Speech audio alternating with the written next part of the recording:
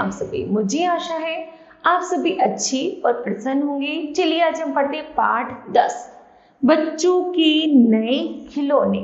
ठीक है, करते हैं इस पाठ की शुरुआत। चलिए पढ़ते हैं। दैनिक प्रसंग। मिनी को तेज बुखार था।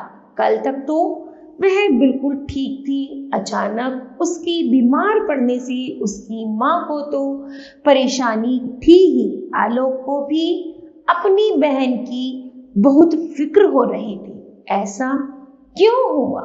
वह सोच रहा था। वह तो घर पर ही रहती है, न वह धूप में खेली और न ही उसने बाजार से लेकर कोई गलत वस्तु खाई।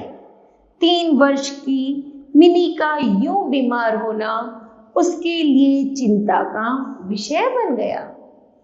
तभी आलोक ने अखबार उठाया तो उसकी निगाह एक सूचना पर गई, जिसमें लिखा था कि आजकल बच्चों के खेलने के जो सॉफ्ट टॉयज आ रहे हैं उसमें विषैला पदार्थ प्रयोग किया जाता है। जब बच्चे उससे खेलते हैं तो वह पदार्थ धीरे धीरे उन्हें बीमार कर देता है। कहीं यही तो कारण नहीं है मिनी के बीमार होने का? आलोक सोचने लगा, क्योंकि इस बार मिनी के जन्मदिन पर उसे ढेर सारे ऐसे ही खिलौने मिले थे। वे खिलौने आलोक को भी बड़े अच्छे लगते थे। गुदगुदे, नरम, सुंदर, हल्के, किंतु बड़े बड़े।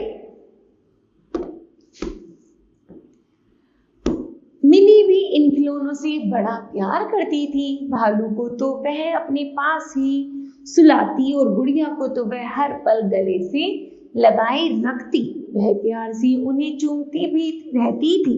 पिताजी को जब मिनी के अस्वस्थ होने का पता चला तो वे ऑफिस से जल्दी छुट्टी लेकर आ गए। वे सब मिनी को लेकर शीघ्र ही डॉक्टर के पास पहुंचे। सारी आवश्यक पूछताछ करने के पश्चात डॉक्टर साहब भी इसी नतीजे पर पहुंचे। उन्होंने मिनी के माता पिता को ऐसे खिलौनों से उसे दूर रखने की सलाह दी। मां ने कुछ चिंतित होकर कहा, अगर मिनी इस खिलौनों के लिए हट करे तो वे क्या करे? डॉक्टर साहब ने कहा कि वे उसे दूसरे साधनों से भी बहला सकते हैं, जैसे उसके साथ गेंद खेलकर, कहानी सुनाकर, उसे कागज पर चित्र बनाकर भी दिखाए जा सकते हैं। आलोक ये सब बड़े ध्यान से सुन रहा था।